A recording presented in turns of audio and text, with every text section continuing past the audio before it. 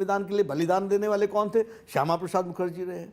और श्यामा प्रसाद मुखर्जी भारतीय जनता पार्टी के लिए प्रेरणा स्रोत रहे हैं। उन्हीं के बात को लेकर के एक नेशन, एक राष्ट्र, एक ध्वज, एक संविधान, इस बात को हम लोगों ने आगे बढ़ाया है।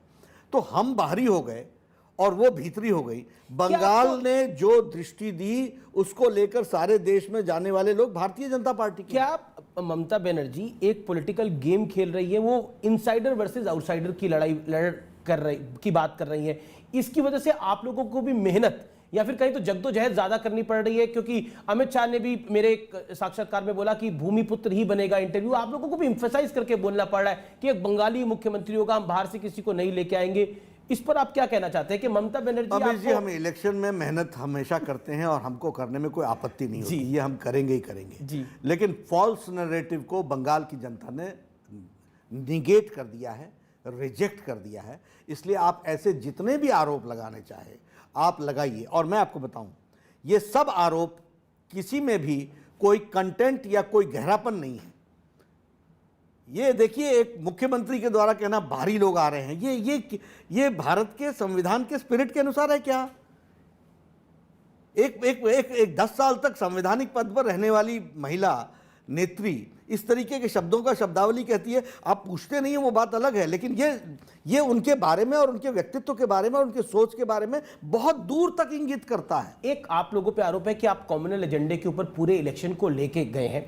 हालांकि हरे रामा हरे कृष्णा भी हो रहा है इस चुनाव में, चंडी पाठ, दुर्गा पाठ भी हो रहा है, लेकिन जय श्री राम के नारे आपकी सभाओं में, आपकी रैली को मैंने देखा, आपके रोड शोज को मैंने देखा, उसमें आम है। अमित शाह के कार्यक्रमों में, देश के प्रधानमंत्री के कार्यक्रमों में आम हो गया जय श्री राम के नारे को।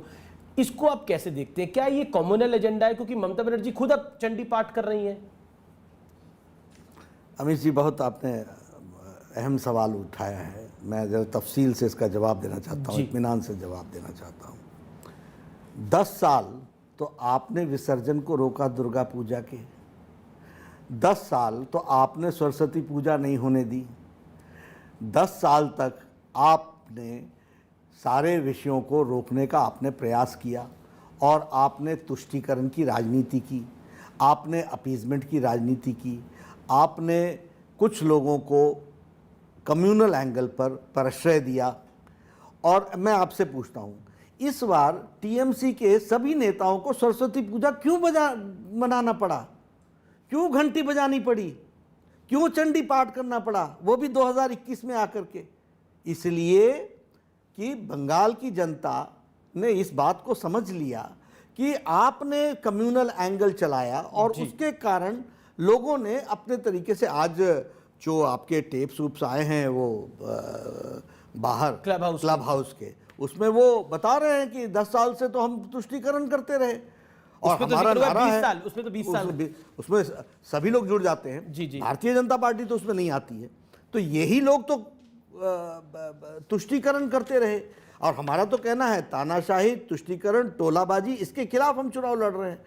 अब जो बात आपने जय श्री राम की कही, देखिए, Jai Shri Ram has become a slogan of असोल परिवर्तन। वो परिवर्तन का एक स्लोगन बन गया है।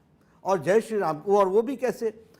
किसने कहा था मुख्यमंत्री को, चीफ मिनिस्टर को, अपनी गाड़ी रोक करके 4 बच्चे बेचारे नारे लगा रहे थे तो उनको अरेस्ट कराना? ये आपने 2019 की लोकसभा चुनाव ठीक है, कहीं नारे लग गए तो उतर करके डांट देना, तो आपने ही तो पॉपुलर कह रहे कि आपने ही आरोप है कि आप लोग चिढ़ाते हैं उस नारे। देखिए, मैं फिर कहता हूं, वो नारे इसलिए लगा रहे हैं क्योंकि उनको दिखा है दुर्गा पूजा को आपने रोका है, आपने सरस्वती पूजा को रोका है, आपने राम जन्मभूमि के अयोध्या के शिलान्यास के दिन कर्फ्यू लगाया है। कौन भूलेगा इन बातों को? और इसके लिए क्या हमको कोई पाठ पढ़ाना पड़ता है क्या सीख देनी पड़ती है? हाल ही में प्रधानमंत्री, बंगाल की जनता, बंगाल का कल्चर आप जानते हैं, बंगाल के लोगों का आप स्पिरिट जानते हैं। वो टीएमसी का तो आरोप रहता है, ये तो लेफ्ट का भी आरोप है कि बंगाल का कल्चर कम्युनल एजेंडे के साथ नहीं है, ये रविंद्रनाथ टैगोर की धरती है, ये विवेकानंद जी की धरती है। ये तो हम बोलते हैं, उन्होंने तो 2021 में बोलना शुरू किया है और वो इसलिए बोलना शुरू किया है क्योंकि चुनाव में शेष हो गए। जी, एक इंपॉर्टेंट बात है, क्योंकि बंगाल के लिए बोला जाता है कि एक भद्र लोग है, लेकिन बंगाल में जाकर प्रधानमंत्री ने एक रैली में कहा दीदी ओ दीदी, जो कि बीजेपी के कैडर में एक बड़ा पॉपुलर हुआ, लेकिन ममता बनर्जी और टीएमसी ने उस पर बड़ी ऑब्जेक्शन उठाई।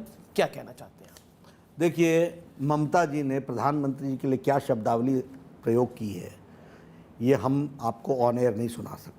नहीं, मैंने उसको ठीक सुना है। है। ममता जी ने जो शब्दावली अमित शाह जी के लिए कही है, वो शब्दावली हम रिपीट नहीं कर सकते हैं। और मुझे तो अलंकारों से भर दिया है जी, जब आप पे हमला हुआ था तब और उसके बाद भी। हमारे नाम के साथ कितने अलंकार लगे। ये हमको संस्कृति समझा रही हैं, इनसे हमने संस्कृति समझनी है। प्रधानमंत्री जी इतने अच्छे शब्दों में दीदी ओ दीदी, ये उनको निवेदन कर रहे हैं। पर वो कह रही है कि ये चिढ़ाने के लिए है सब कुछ चीजें। भाई, आप हर एक तरीके के अपशब्द बोले वो आपको वो मंजूर, और हम आपको आदर सूचक तरीके से बोलें तो भी आपको नामंजूर। यही मैं कह रहा हूं कि नेतृत्व का असल परीक्षा तो अब आई है। और यहां पर मुझे दिख रहा है कि ममता जी की बौखलाहट, अ लीडर इन क्राइसिस, इस पता चलता है कि वो लीडर है कि नहीं है। और ये सारी चीजें सामने आप कह रहे हैं ममता बनर्जी क्राइसिस में है? हाँ, बिल्कुल है।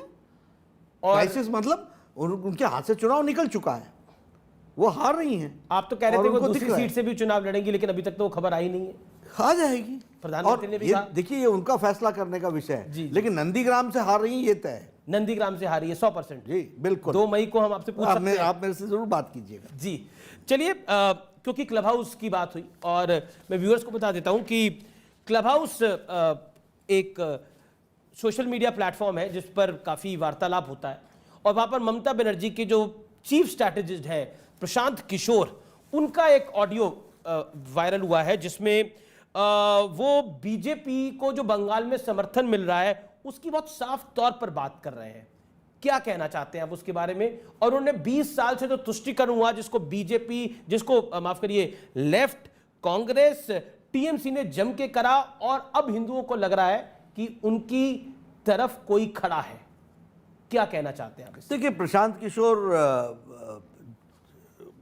उनका ये कोई इलेक्शन जो स्ट्रैटेजिस्ट जो नहीं, जो ये क्लब हाउस की डिबेट चर्चा आई है, चैट आई है, वो वही बात कह रहे हैं जो हम कहते रहे हैं, और वो उसकी पुष्टि कर रहे हैं।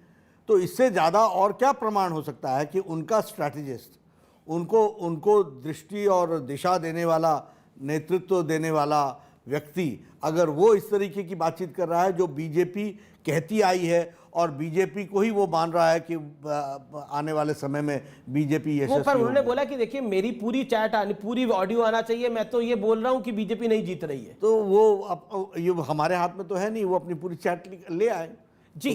लेकिन उन्होंने एक ट्वीट किया था, आपको याद होगा, उन्होंने बोला था कि बीजेपी 100 से ज्यादा आंकड़ा की सीटों का आंकड़ा पार नहीं करेगी, नहीं तो मैं ये पूरा कार्यक्रम छोड़ दूंगा। मतलब मैं किसी को चुनाव नहीं लड़वाऊंगा। देखिए, ऐसा होता है, बहुत से पंडित, बहुत से लोग चुनाव में बहुत सी बातें कहते हैं। प्रशांत किशोर तो बीजेपी के साथ भी रहे। हम सबको नमस्कार करते हैं, सबको आदर देते हैं, लेकिन चुनाव के नतीजों के बाद जो हम कहते हैं वो होता है, वो हम, और 2 तारीख को वही होगा, वो हम कह सकते हैं।